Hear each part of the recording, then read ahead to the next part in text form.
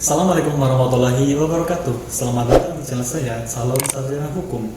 Di video pertama ini, saya akan berbagi ilmu tentang pengertian hukum. Sebelum lanjut ke pembahasan, alangkah baiknya marilah kita berdoa dengan harapan ilmu kita bisa bermanfaat. Berdoa sesuai dengan keyakinan masing-masing, dimulai.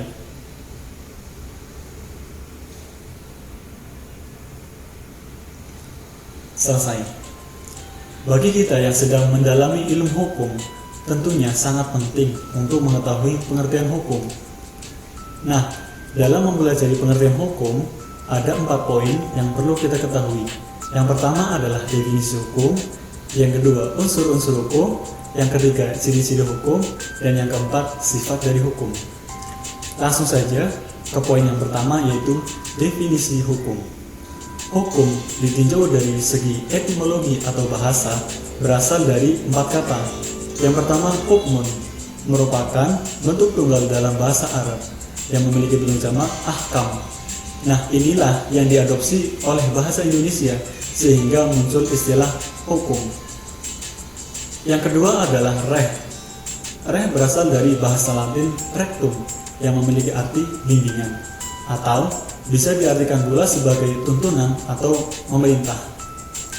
Berawal dari reh inilah muncul istilah gerechtigheid dalam bahasa Belanda, sedangkan dalam bahasa Jerman adalah gerechtigkeit yang memiliki arti keadilan. Sehingga reh atau hukum memiliki 2 sayap penting, yaitu sayap keadilan dan sayap kewibawaan.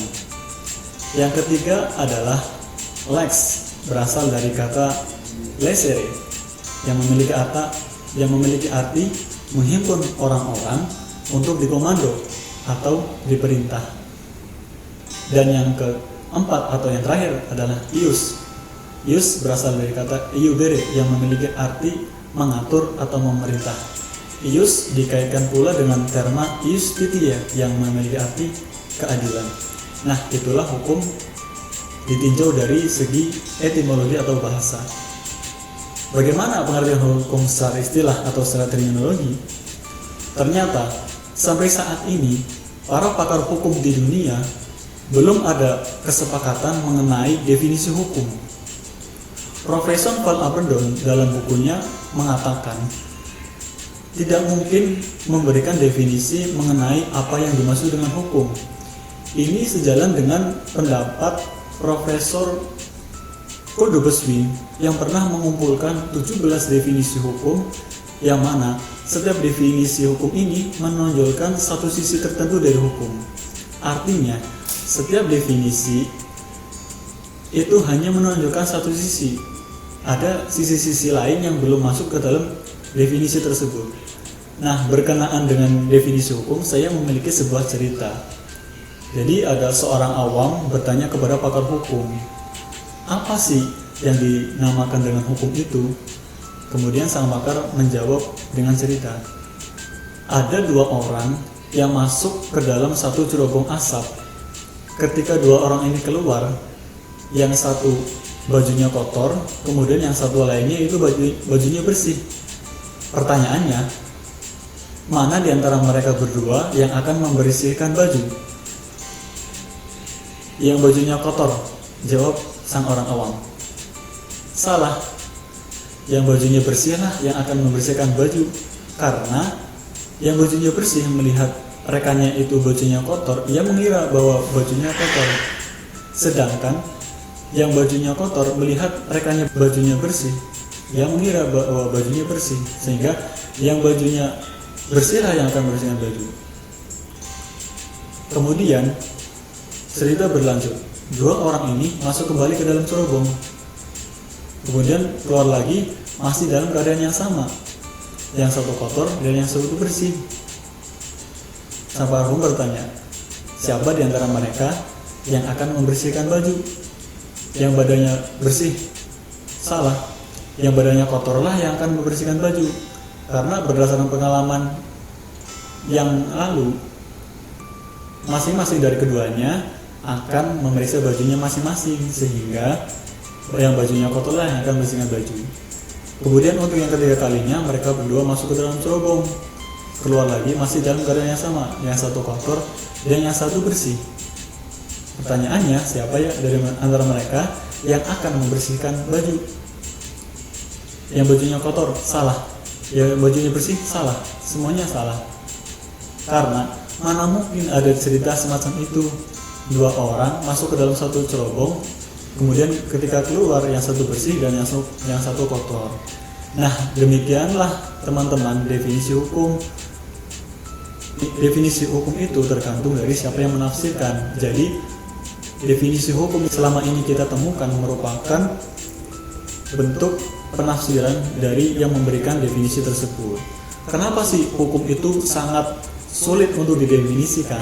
Karena hukum memiliki sisi dan bentuk yang sangat banyak, sehingga tidak mungkin bentuk dan sisi yang sangat banyak tersebut tercakup dalam satu definisi. Ketika kita ingin mengetahui gunung, tentunya kita harus melihat gunung. Begitupun ketika kita ingin mengetahui hukum, tentunya kita harus melihat hukum.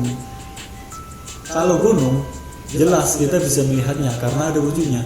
Tapi bagaimana cara kita melihat hukum? Itulah yang menjadi masalah.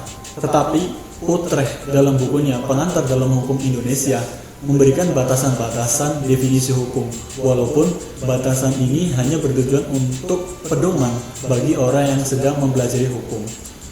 Utrecht mengatakan bahwa hukum adalah himpunan peraturan-peraturan yang mengatur tata tertib dalam bermasyarakat. Oleh karena itu harus dipatuhi oleh masyarakat tersebut. Atau hukum dapat diartikan pula sebagai peraturan tingkah laku manusia dalam bermasyarakat yang dibentuk oleh badan resmi berwajib, yang bersifat memaksa dan memiliki sanksi yang tegas. Demikianlah pengertian hukum, baik dari segi etimologi maupun terminologi. Selanjutnya, poin yang kedua adalah unsur-unsur hukum. Berdasarkan rumusan definisi hukum pada poin pertama, dapat kita tarik kesimpulan bahwa hukum memiliki 4 unsur. Yang pertama adalah berisikan tingkah laku manusia dalam bermasyarakat. Suatu produk hukum harus mengandung peraturan yang mengatur tingkah laku manusia. Contoh sederhananya adalah setiap anggota masyarakat dilarang melakukan tindakan kriminal yang dapat merugikan orang lain, seperti mencuri. Yang kedua adalah hukum dibentuk oleh badan resmi yang berwajib. Jadi, tidak semua lembaga itu berhak membuat produk hukum. Seperti contohnya undang-undang yang merupakan hasil kesepakatan antara DPR dan Presiden. Dan unsur yang ketiga adalah bersifat memaksa. Nah, unsur inilah yang membedakan antara hukum dengan norma-norma lain yang berlaku di masyarakat. Jadi ketika masyarakat itu melanggar hukum, maka mau tidak mau harus dihukum. Contohnya, seseorang yang mengendarai sepeda motor dan tidak memakai helm, maka mau tidak mau harus ditilang. Dan yang terakhir adalah memiliki sanksi yang tegas. Nah, sanksi-sanksi ini telah diatur dalam undang-undang ataupun produk hukum lain yang telah disepakati bersama. Sanksi bisa berupa penjara, denda, bahkan sampai hukuman mati. Selanjutnya, poin yang ketiga yaitu ciri-ciri hukum. Untuk dapat mengenali hukum, tentunya kita harus mengetahui ciri-cirinya. Nah, Kansil dalam bukunya Pengantar Ilmu Hukum dan Tata Hukum Indonesia menyebutkan bahwa ciri-ciri hukum ada 2. Yang pertama, adanya perintah dan garis miring atau larangan. Jadi bisa hanya berupa perintahan saja atau berupa larangan saja, atau bisa kedua-duanya, bisa peringatan dan larangan. Dan ciri yang kedua yaitu peringatan dan garis miring atau larangan tersebut harus ditaati oleh masyarakat. Dan poin yang terakhir atau poin yang keempat adalah sifat dari hukum. Agar tata tertib dalam masyarakat itu tetap terjaga, maka setiap anggota masyarakat harus mentaati kaidah-kaidah hukum yang ada. Yang menjadi masalah adalah tidak semua anggota masyarakat mau mentaati kaidah-kaidah hukum tersebut. Nah, oleh karena itu, hukum memiliki sifat mengatur dan memaksa. Nah, begitulah teman-teman penjelasan dari saya tentang pengertian hukum. Semoga bisa bermanfaat.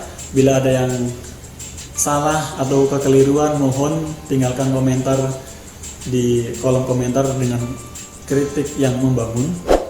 Ikuti video-video saya selanjutnya. Jangan lupa like, comment, dan subscribe. untuk membantu channel saya. Terima kasih. Wassalamualaikum warahmatullahi wabarakatuh.